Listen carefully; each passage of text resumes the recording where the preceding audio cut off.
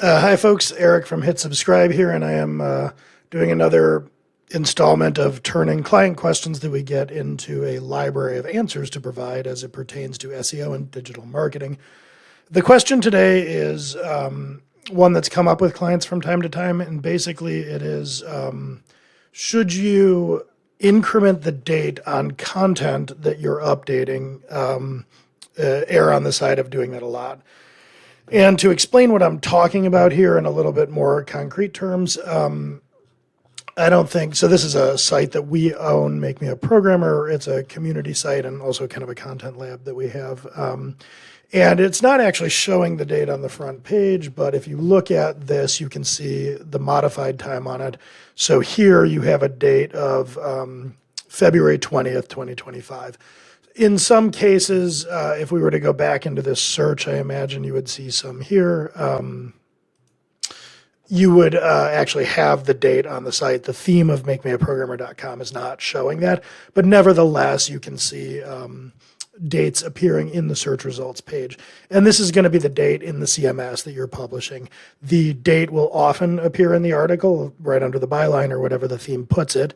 And it will also often appear in the meta, like you saw in this example of Make Me a Programmer.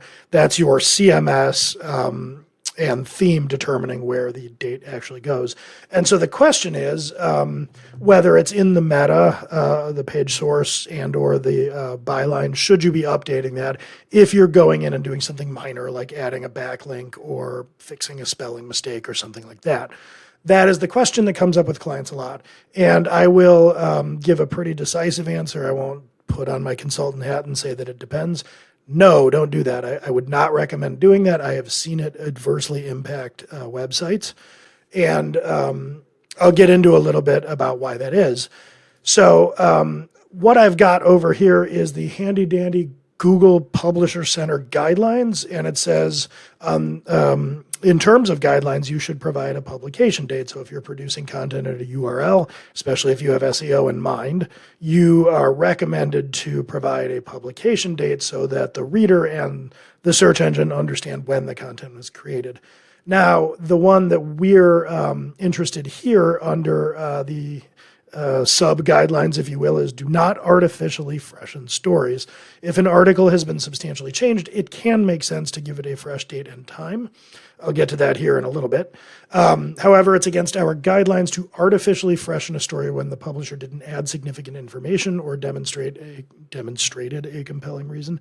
So what they're saying here is it is artificial freshening, and it's kind of like other forms of guidance like the IRS and like departments of labor give, where it isn't exactly crystal clear what they mean. There's some room for judgment in here about what artificially freshening a story is, but I think at even a casual read of this, it is clear that they would view updating the publication date when you've added a URL or a link or changed a spelling or something. They would consider that artificially freshening the date. Whereas if you came in and made substantial changes, added a whole H2 and other things, they probably wouldn't consider that to be artificial. Where exactly that border lies is a bit of a gray area. So the idea here behind this is the reason Google would say don't artificially freshen stories is because of the impact on search results and ranking, and they would consider what you're doing here to be something that in the SEO world is known as manipulative. You are taking an action that is based entirely or that is driven entirely by a desire to manipulate search engine rankings. And examples of that might include buying a bunch of backlinks or keyword stuffing, saying a keyword over and over and over again, and artificially freshening the date.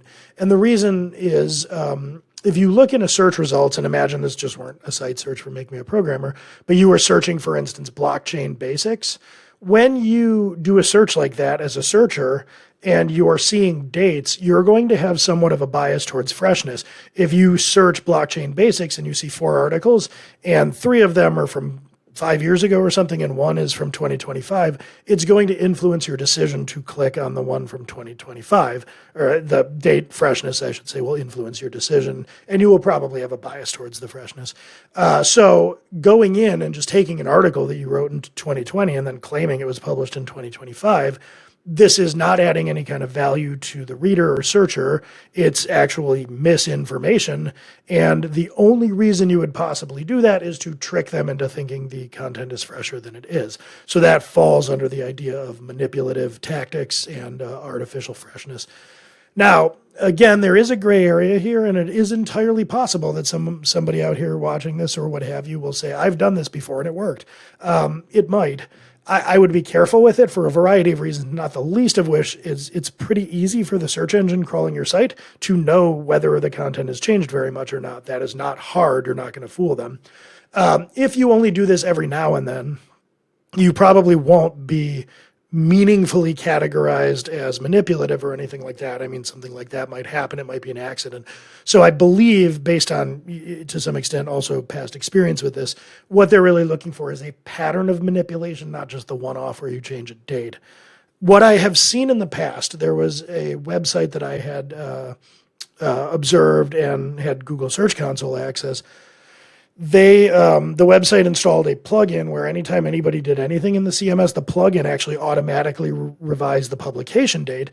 And so when they were doing things on their site, like projects to add internal links or just updating content with the CMS or the menu structure, what was happening is they were just constantly in a state of all of the URLs on their site having these dates updated again and again and again. And what wound up happening was there were no manual actions or security notifications in Google Search Console. There was nothing that explicitly indicated that Google was taking action against them. But two things happened. Number one, rankings and traffic dropped. And number two, they actually, the date stopped showing up on these URLs. And that's interesting because it had in the past, it was showing those dates. And then after enough of this, Google started to simply not show the dates. And occasionally I would see a date had been revved and Google was actually showing the older date. And then eventually they just stopped showing it altogether. And that seemed like a pretty clear subtext communication from Google that they're essentially saying, I don't believe you when you put dates on things. So we're just not going to show them to people because you're unreliable. Now, I don't know if Google, and I don't think they would make this clear, I don't know if Google gives you some kind of soft penalty behind the scenes for this behavior, or if what happens is by taking those dates out, even when you're updating the articles in good faith and making them fresh, because they're not showing up, you're maybe losing ground to URLs and results where they are showing up. I honestly don't know the answer to that.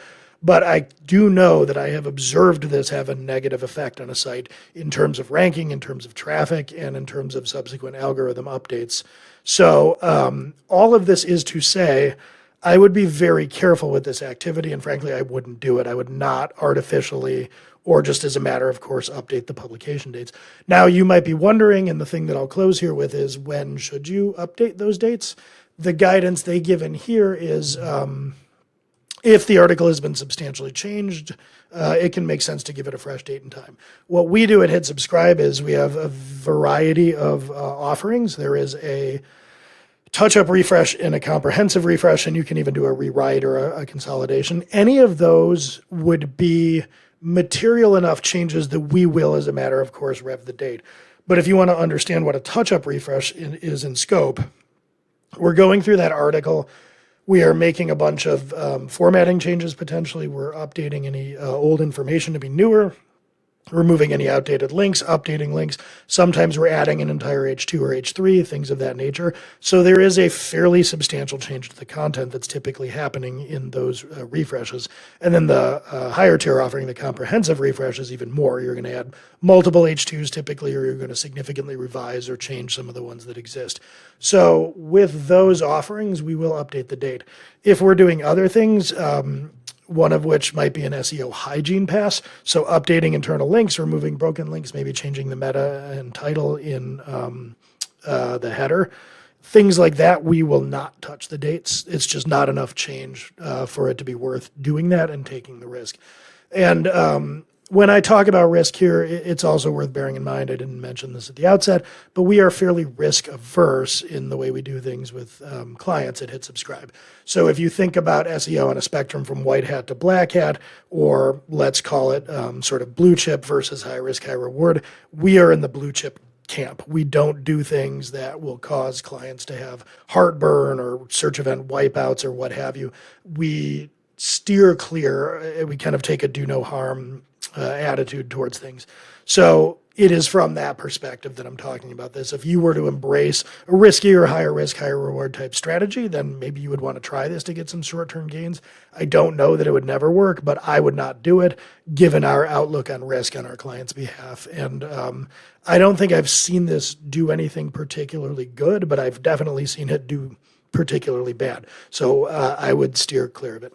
So hopefully that is helpful and somewhat informative, and I will catch you next time.